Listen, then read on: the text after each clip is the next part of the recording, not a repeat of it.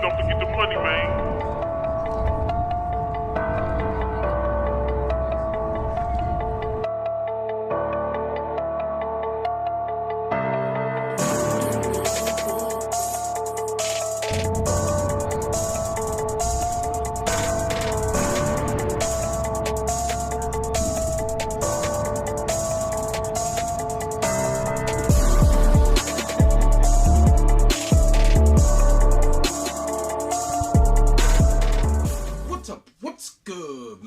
Here at the new Matt Clark.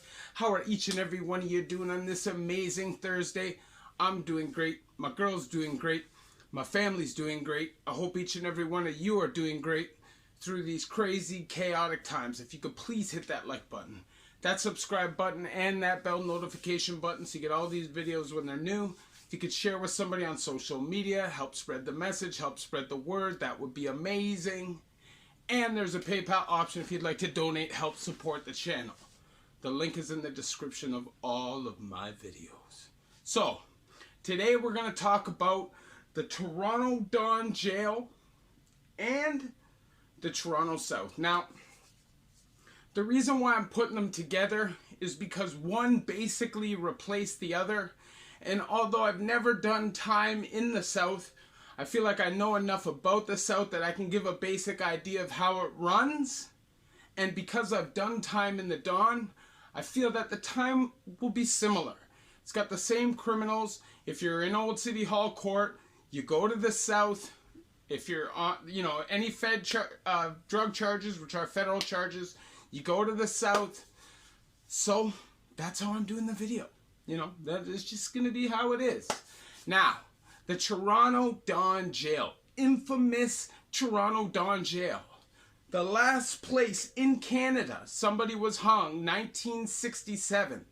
The Don Jail, infamously known for being haunted, as well as just being a creepy ass place. Now there's an old side, which stopped having inmates in a long time ago. And then there was the newer side, which still has no inmates in it. The security was lackluster at best. Lots of people lost their lives there, and I personally was on a range with one of them. And I'm telling you, it was the Gaza. It was a war zone. And next to Tyack, the most violent place I've personally done time in. And I did a lot of time in Joyceville, which was very violent, but it's a different kind of violent. It's like you're only really going to get that kind of violence if you deserve it. The Don Jail's different. It's like a savage mentality, dog-eat-dog kind of place. Now, I remember first coming into the Don, walking through A&D and seeing a transsexual white shirt. Literally, working in A&D, overlooking strip searches and other things, which to me is highly inappropriate. Should never happen, but it happened because it's the Toronto Don Jail. They literally take you upstairs. As they open the door, they just push you onto the range. They don't even give you a cell. This is a total inmate-run facility when it was running. And there was 18 cells long, bars, long skinny ranges, which have cage all around them. And basically it's range beside a range, and they're long blocks, okay? The coppers are on one side. They're on the front side. And that's where they sit. They just do walks. The back side at that time was totally unsupervised. No cameras, no copper watching the block. Savage mode. And I remember going there, first time there, me and my Coey get bite. My Coey was a straight clown goof. He goes to medical overflow. I go to 2A backside, straight Gaza block. Okay? I remember walking on it, and it's just being like, woof. Man's are like, yo. But, surprisingly, because I was a pen timer, I knew 1-2 guys on the block.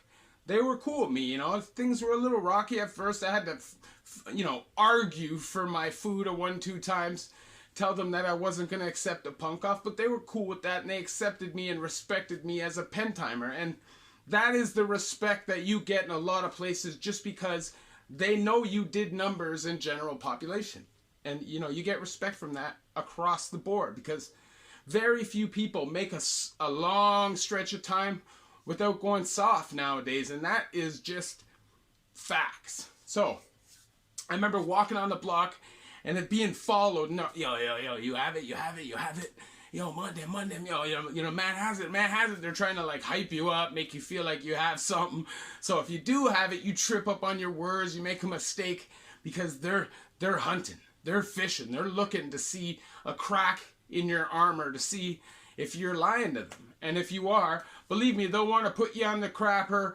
They'll want to jump you, all kinds of crazy stuff. So if you do end up in a place like the Don or the South and you're not from there and you have a big pack, don't tell anybody. Keep that to yourself until you're gone from there. And if you ain't leaving, the best thing to do is probably just, go to the quarterman, break them off, and try your best to fend it off that way. Other than that, I'll just say, good luck to you. If you don't know anybody, good luck to you.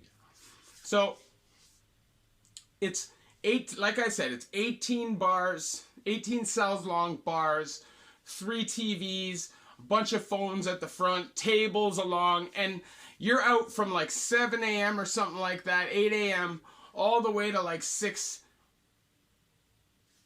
maybe 8. I think the Dawn might have been 8. I think the West is 6 and the Dawn was 8 p.m. You're on the block all day long. And there's 3 to a cell. So what is 18 times 3? That is 54. Imagine 54 goons bored out of their minds. Testosterone raging. Because everybody's working out. Everybody's on the phone with their girls. It's straight up savage mode. You have fights breaking out. People being jumped. And like I said, on my block, a guy got murdered. He literally got dragged into a cell and his brains stomped into him. And dragged to the front, thrown on a mattress, and left there. And that was the most savage thing I saw in prison. And it just, it just was what it was. But at the end of the day, if you're going to do a long stretch of time anywhere, eventually you're going to see some major violence. It's just how it is. And, like I said, I've done 17 years and I've seen, a substantial amount of major violent attacks over the years. It's just something you learn to live with, And in a place like the Dawn, you better learn to live with it quick, because if not, you're going to pay. I remember the rule sheet on 2A backside had a tooth hanging with a root. A root. Like, that's savage. And it's just to let people know that there's no messing around going on. There's no messing around going on. I remember them dragging his body out of the cell and literally like fireman tossing his body and just hearing his head smack the concrete from basically 3/4 of the way down the block. It's something you don't really forget, and seeing the man laid out on a mattress, eyes wide open with a blanket up to here on it, is something that I'll never forget. So keep that in mind when you're in a place like that. You have to be militant at all times. You have to understand your surroundings at all times. Know who it is you're dealing with, and don't go in there acting stout. You can't go to the Dawn anymore. It's locked down. But the Toronto South. Now, the Toronto South is a little different because you have direct and indirect. Now, I think indirect is when you're living the lap of luxury. Your cell's open all day. You can come and go as you please. You can sleep. You have big screens on your block with couches. And then there's direct, which is where all the savages and the goonies go. Guys that can't not fight. Guys that can't not try to beat the system and bring in packages. Guys that can't not try to land a female staff. That's where you're going to end up.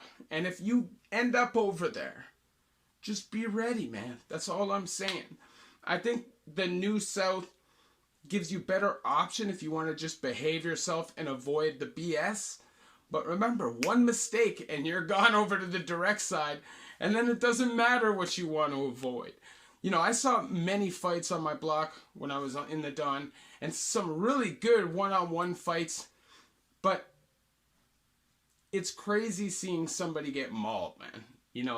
I've seen it a few times in my life where it was really, really bad. Like, you see guys get jumped all the time in jail, but very rarely does it go to that really savage place where you see that nobody really cares about the outcome. Nobody really cares if people live or die. it's a different feeling, man. It's a different atmosphere when you live around people that you know are capable of doing those things over nothing. And you have to be on point. And like I said, you're never going to catch me running off a block. You're never going to catch me turning soft. So as soon as I saw that, I knew that I had to be 100% 10 toes down. And if anything popped up, you have to just react right away. There's no hesitance. There's no talking, because those same guys almost jumped me a week before because I had gotten into an argument with a dude on the block, and I was slipping. I was just doing laps, and I'd go to the back. I'd turn around. There's like 7, 8 mans right there, and they're like, yo, so what up, dog? And this is the thing. They gave me the respect that they would give somebody that they at least, had some kind of respect for, because they didn't just attack me. They talked to me. They didn't try to talk shit to me like in a, disrespectful tone. They just asked me, like, what up?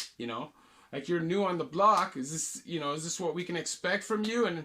And to me, it was automatically, like, obviously, like, what am I going to say to you right now, doc? You got 8 mans right now. What am I going to say to you? That, yeah, there's a problem? And sure enough, look what happens. That's why I made it out the system, because I can pick and choose my battles when I know that it's a battle worth fighting, when I know that it's not a battle worth losing, because you can't win. And sometimes that's just the situation. You're a lone man on a block. You have to understand your position sometimes and know that stuff can get dangerous real quick. You don't have a weapon. You have to play your position. That's why you see a lot of guys dying in the bucket, because they go in there, maybe they're from a different area, maybe they're from a small town, and they think they're sick because in their area, in their circle, they're punching everybody out and running the scene. But then you get into a place where you don't really know the people that you're doing time with, and you try to run your mouth like that, and who knows, you might have some real savage killers on the block that decide they're tired of hearing you run your mouth. And boom, you're getting your face booted in the back. Maybe not necessarily trying to kill you, but trying to hurt you, maim you, injure you, and leave you in a bad situation. And that is what can happen in Toronto if you don't play your position properly. There is no really, like, joking around. It's not the kind of time where everybody's laughing and joking and play fighting. It's not that kind of time. You're going to get that in Lindsay. You're going to get that in Penetang.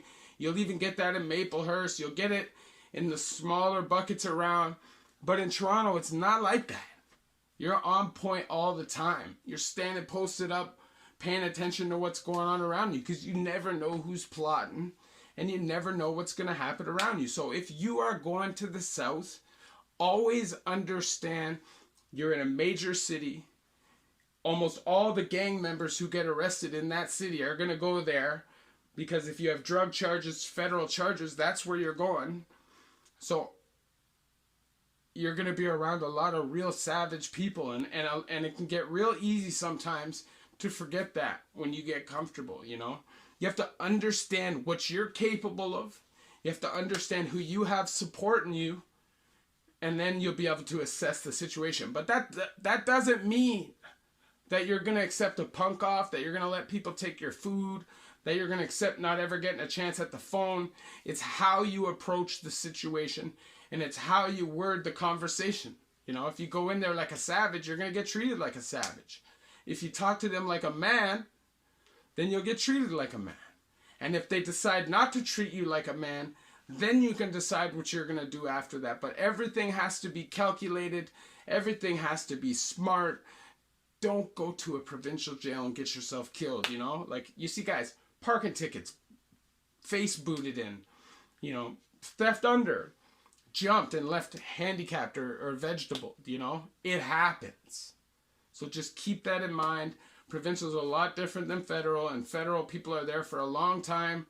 Everything is a lot more thought out, more thoughtful, more respectful, just because people got to live there.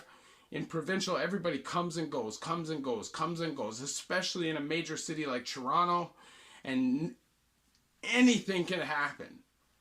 When you're in a major metropolis, you see a lot of real crazy stuff. And it was like that in the Dawn. I'm sure it's exactly like that in the South. You're going to go in. The South is a major correctional center or detention center. It holds like 2,500 guys.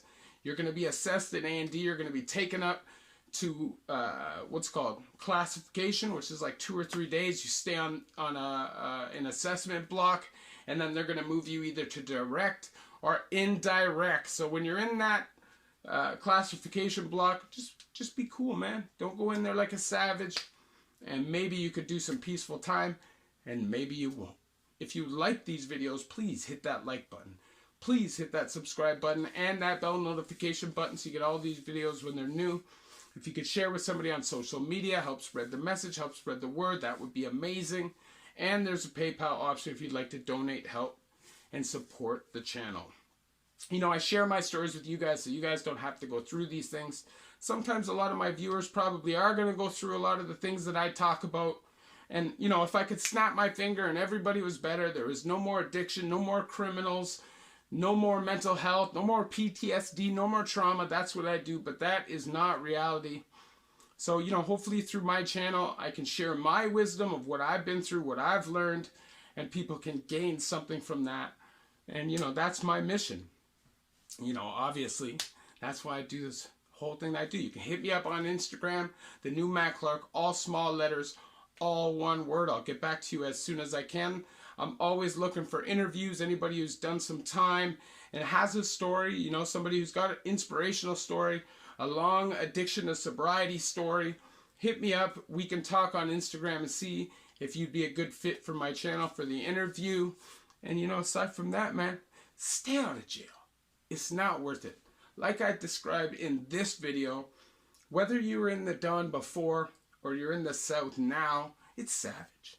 It's straight up savage. Food is, you know, the food in the Don was a lot better than it is in the South. Food in the South is going to be horrible. You get no touch contact with people. You don't even get to see them. Everything is through a video screen. You don't go to court most of the time unless it's trial or prelim or something like that. You're going to do your court through video. You never leave the block. There's a little yard attached to the block that you can go out to if you're in the indirect side anytime you like. You know, you're basically just behind brick walls 24/7. It's not the life for anybody, so please don't go there. Keep yourself safe and just understand that you're worth more. You're worth more than being locked up and just a number. Because, you know, it's depressing to be a number. Keep it real with you. Keep it funky. Anyways, love y'all. The new Matt Clark.